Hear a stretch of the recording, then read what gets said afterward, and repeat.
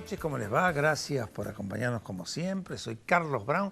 Estamos todos los días viernes a las 22 horas por Canal Rural en nuestro programa El Estado que Viene. Bueno, y ustedes lo saben, siempre tratamos de analizar las problemáticas del país y ni qué decir esta semana donde hemos tenido, digamos, elecciones. Si bien no son elecciones definitivas, porque lo que se ha hecho es pasar de la categoría precandidato a candidato. No hay nadie elegido, eso es una confusión que se ha generado y que es bueno aclararla, pero lo cierto es que ha impactado claramente en la sociedad y ha sido como una encuesta oficial, para saber qué es lo que estaba pasando a nivel político, a nivel nación, provincias y municipios. Entonces, qué mejor que llamar a un diputado de la Nación, amigo y hombre también del campo. ¿Cómo te va, Pablo?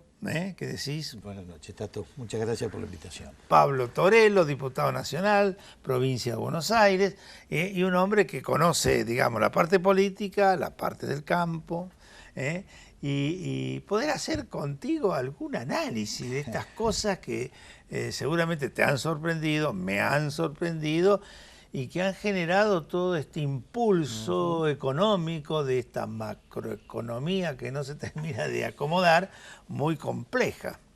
Sí, es raro, yo creo que todavía no se ha sentado el polvo, como decimos nosotros, y bueno, y tenemos que tratar de interpretar un poco lo que ha pasado. Creo que estamos sorprendidos propios y extraños de lo que ha pasado. Sí, sí. Y sobre todo, el viernes, cuando sale la encuesta esa de extranjero que apostaba, digamos, lo financiero externo hacia Argentina, los mercados alegres, y el lunes, con este resultado, los mercados son caos. La verdad que es complicado de interpretar. Yo, por lo menos, creo que los mercados están interpretando de que hay más de lo mismo que tuvimos durante muchos tiempos, antimercados, cepos, controles, etcétera, etcétera, etcétera.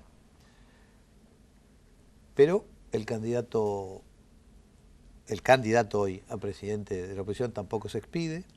Creo que recién hoy se juntaron, recién hoy tuvieron una charla, el presidente actual en ejercicio y el candidato a presidente del Frente de Todos, que espero que puedan seguir conversando, adelantando y tranquilizando hacia adelante los mercados, porque es lo que necesita el país.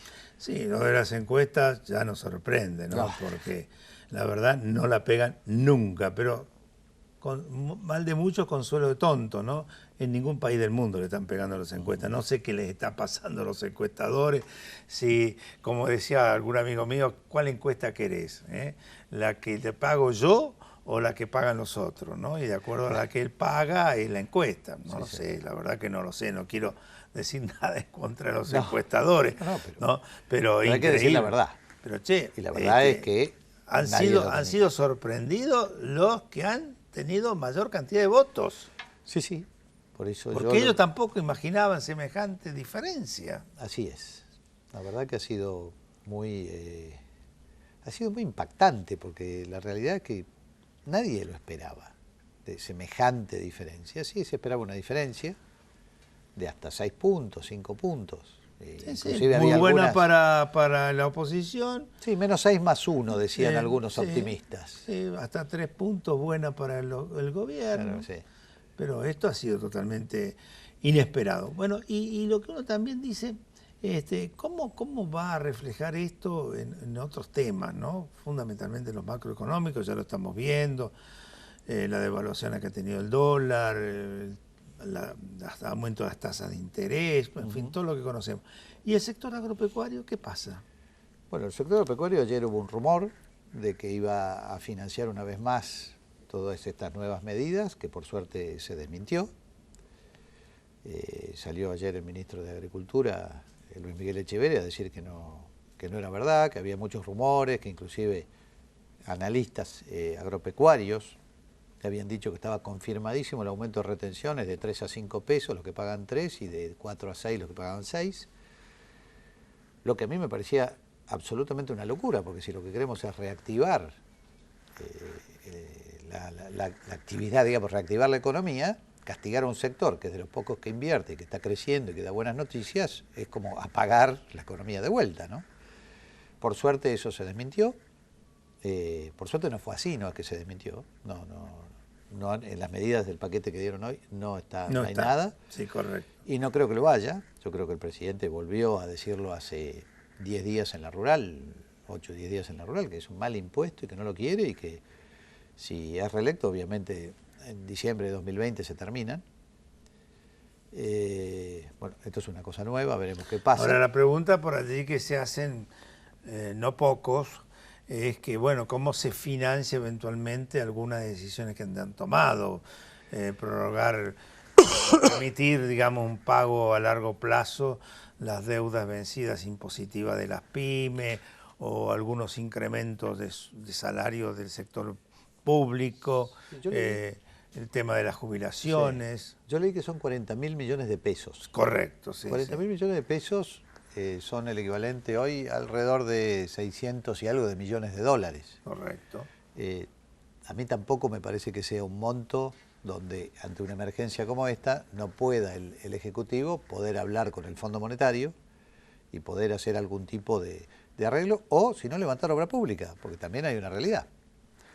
Toda la obra pública que se hizo no ha sido valorada en las elecciones. Es una lectura que si hay un montón de lugares. Hay un ejemplo hay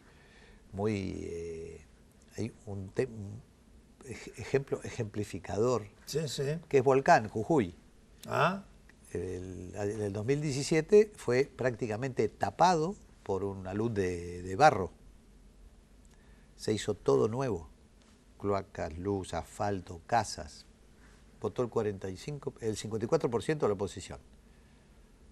Entonces, la verdad que yo creo que recursos hay. A mí me parecería que sería una buena medida levantar el tema de las obras y poner ese dinero a disposición de la gente para paliar esta situación. A mí me parece una idea razonable, si no es prioridad. La sensación que uno tiene, porque tomamos este ejemplo y algunos otros más, y uno dice, ¿por qué la gente no acompañó? Yo creo que acá tenemos un tema claramente puntual, ¿no? Sí. Que es, la gente vota en función de su problemática personal, ¿no? Al margen de lo que puede haber como hecho positivo fuera de su persona, ¿no? Recién lo decíamos fuera de cámara, Perón decía que la víscera más sensible del ser humano es el bolsillo, ¿no? Y como tantas otras cosas, me parece que tenía razón, ¿no? La gente vota por lo que le pasa. Y me parece que esa fue la falta de entendimiento del gobierno, ¿no? Darse cuenta. Históricamente nosotros siempre decimos, bueno, el tema de economía, que vos bien lo sabés, es que años de elecciones no se crece. Años no de elecciones se crece. ¿Por qué? Porque hay un gasto muchísimo. Bueno, esta vez fue contrafáctico, no se gastó. Y la verdad que eso tiene un costo. Y a lo mejor no tuvimos, yo me hago cargo como parte del oficialismo, la percepción de que, lo dijo el presidente hoy, de que en aras de su objetivo de bajar el déficit, ir a un país mucho más importante, por ahí el apretón a la gente fue muy importante y la gente no tuvo, porque yo hago una ecuación a veces, pensaba el domingo a la noche, volvía de Bragado, que había llevado las planillas de mi pueblo que se llama Obrian, donde perdimos por poco, perdimos por 2 o 3 puntos. Ahí hubiéramos perdido en la elección promedio que esperábamos. Perdimos por 2 o 3 puntos y pensaba, ¿por qué? Y claro, digo, por ahí hay un 5 o 6% de gente que el voto a veces es visceral y que entró ahí y dijo, no, bueno, yo no voy a votar, te voy a castigar porque la estoy pasando mal, porque no llego a fin de mes, porque me cobran mucho la tarifa.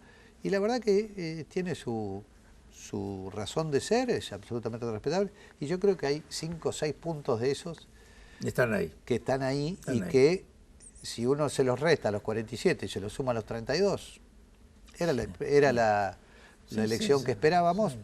¿Será o no será? No sé. Lo fáctico es que hay 47-32. Pero yo pienso que eso puede ser algo de lo que ha pasado, que la gente estaba enojada y con razón también, hay que darle razón. Pablo, vamos a nuestro primer corte y después seguimos. Adelante, señor director.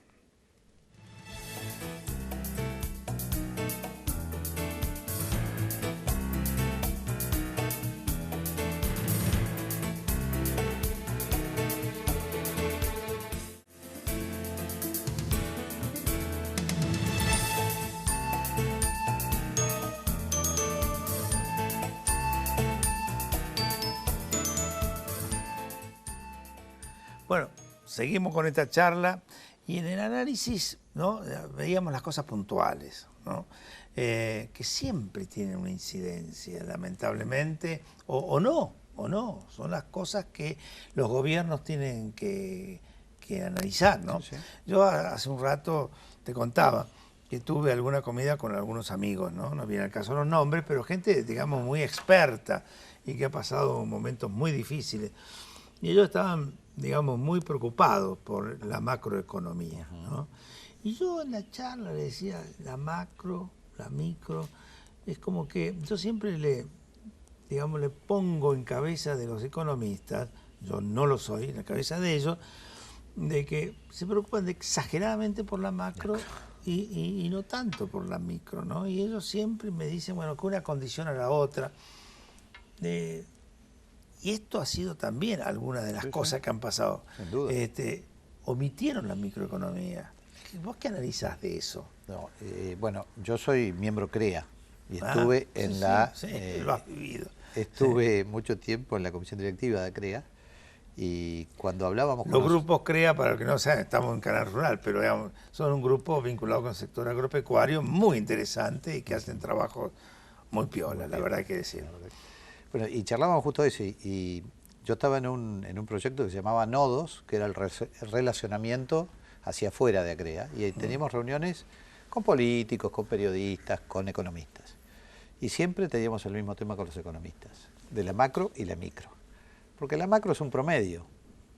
Y yo creo que lo que pasó ahora, cuando uno veía, yo hablaba hace poco, pero mira que la recaudación está muy por debajo de la inflación, como fue lo que pasó el último mes. Sí, pero el problema era que teníamos turismo, energía y agro empujando como loco. E industria cayendo como loca. Industria da mucho trabajo. Y la industria en los centros urbanos es de donde viven los comercios, los pequeños comercios, donde están los pequeños talleres, y eso estaba mal. Entonces tenemos la macro, que es un promedio y que por ahí no está tan lejos, y la micro, que estaba afectando a un montón de gente y o sea que no yo se vio. pongo siempre mucho énfasis en el tema del sector bancario, ¿no? O sea, el tema financiero. Sí. Y la verdad que tasas de interés de un Imposible. 70%, un Imposible. 75%, tarjeta de crédito con el 85% de interés. Son cosas que se entienden como el contralor o la contracara de un escape al dólar, pero ¿y? Hay que buscarle la vuelta ahí, ¿no? Pero sí, indudablemente eso fue muy complicado. Con el tema de financiación, el sector agropecuario en el fondo termina escapando un poco de eso porque el sector agrícola puede vender en dólares hoy. Entonces al vender en dólares uno se puede calzar a futuro con tasas, porque yo soy productor agropecuario y nunca hubo tasas tan baratas en dólares para el sector agrícola, que es un sector. Claro, pero eso no lo puedes pasar al sector cárnico, no lo puedes pasar todo al lo que sector es peso, lácteo, no. Es muy difícil, ¿viste? Bueno, pero tiene que ver con la falta de mercados institucionalizados también. Porque hoy con el sector cárnico exportando deberíamos estar armando algo. Claro, pero lo que pasa es que si bien la exportación se ha duplicado, casi triplicado con relación a lo que era en la época de los Kirchner, no llega todavía a las 800 o 900.000 toneladas que alguna vez supimos exportar. Lo cierto es que sigue siendo una porción muy pequeña de la producción general, ¿no? El consumo es el 80 y pico por ciento todavía. Sí, eso es así. Y entonces ahí el dólar se te cayó. Ahí no hay manera, o sea, lo que tenemos que tener son tasas razonables en pesos acá, si no hay ninguna duda.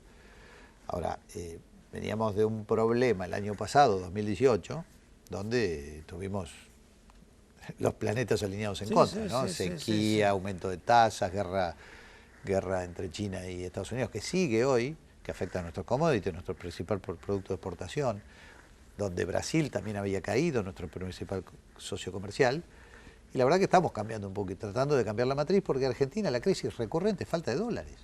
Tenemos que exportar muchísimo más.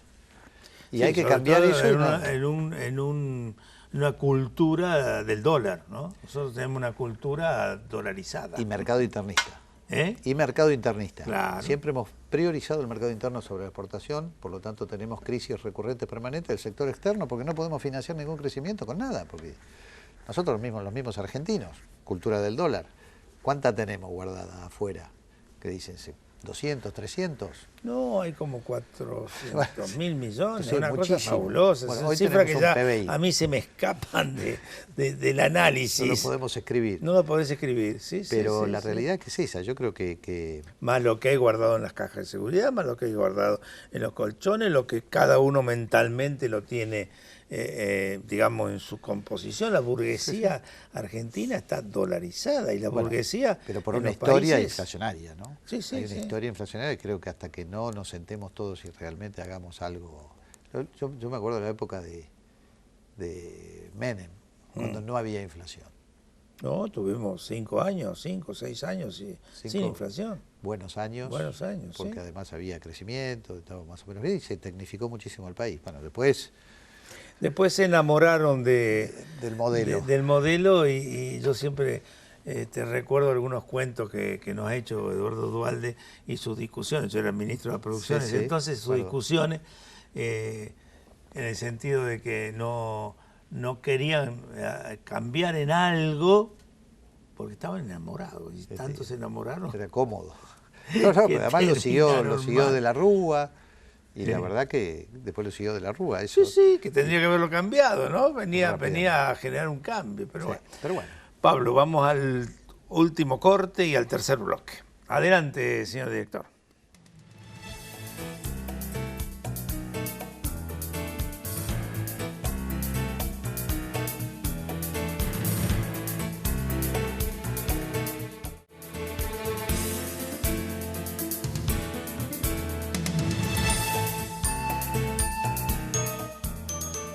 Bueno, querido Pablo, ¿no?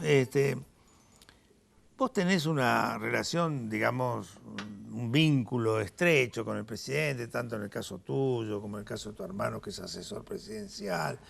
O sea, la familia Torello, digamos, una familia vinculada con Macri, y sé que le tenés un gran aprecio y que has trabajado fuertemente, lo cual se valoriza. ¿Cuál va a ser, digamos, la reacción del presidente? ¿Qué pensás que el presidente va a hacer en estos próximos días? Porque acá tenemos por delante 2 meses y algo más, 2 meses y 10 días, no sé exactamente la cantidad, donde van a venir las elecciones verdaderas, porque estas fueron simplemente un ensayo, ¿no? Hay que decírselo a la gente, ha habido un ensayo, negativo para el gobierno, pero no estamos en la transición. ¿Qué pensás que va a hacer el presidente?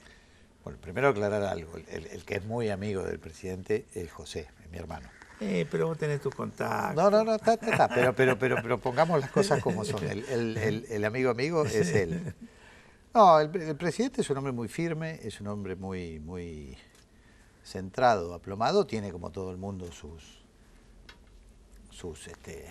altas y bajas, altos y bajos. Fue criticado, ¿no? Como consecuencia de la conferencia de prensa de los otros días, que fue una conferencia de prensa valiente. Nadie da una conferencia de prensa después de haber perdido. Yo eso lo valorizo, pero por ahí no cayó bien. Bueno, no cayó bien porque se tomó como algo que en realidad, primero que nadie lo esperaba. Segundo, hay que ir a dar la cara. Yo eso lo valoro absolutamente porque no creo que muchos lo hubieran dado. Yo he perdido elecciones y la verdad que no iba a dar conferencias. Bueno, de eso prensa. habla del ánimo de él. Sí, es el ánimo de él y habla de otra cosa que para mí es muy importante, de qué es lo que quiere el país. Yo te garantizo que sufre muchísimo más por el país, aunque me digan que no, y que las medidas y que no le sale, y cuando no le salen las cosas es peor. Él adora este país, él hubiera querido que esto no hubiera pasado nunca, eso te lo garantizo.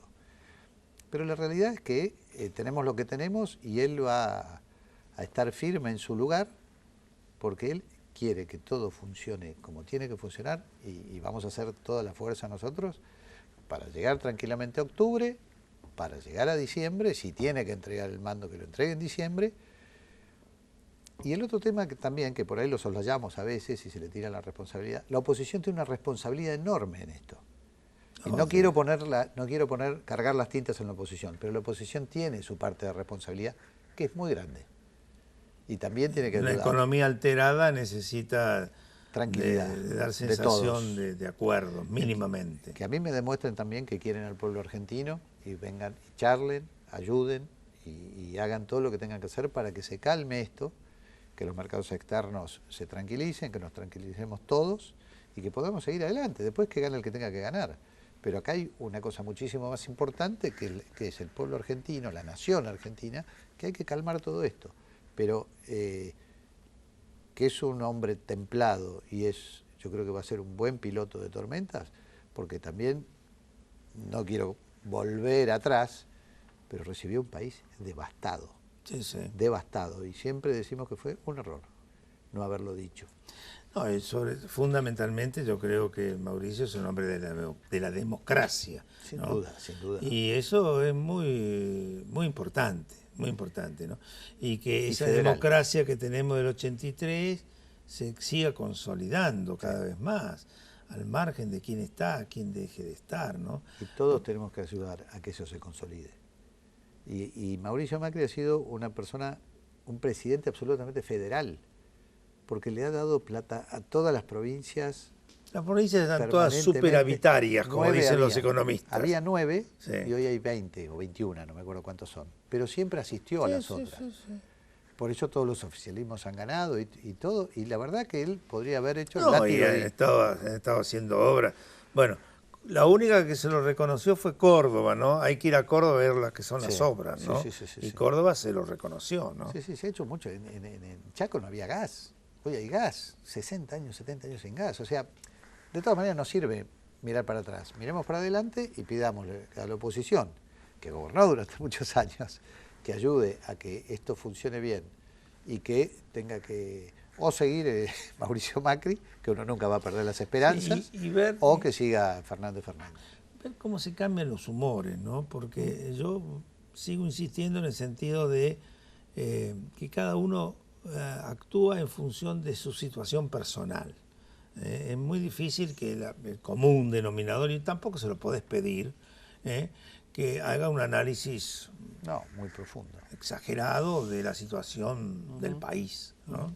El tipo analiza su tema, su problema, y es válido que así lo haga, es absolutamente humano, respetable y válido, ¿no?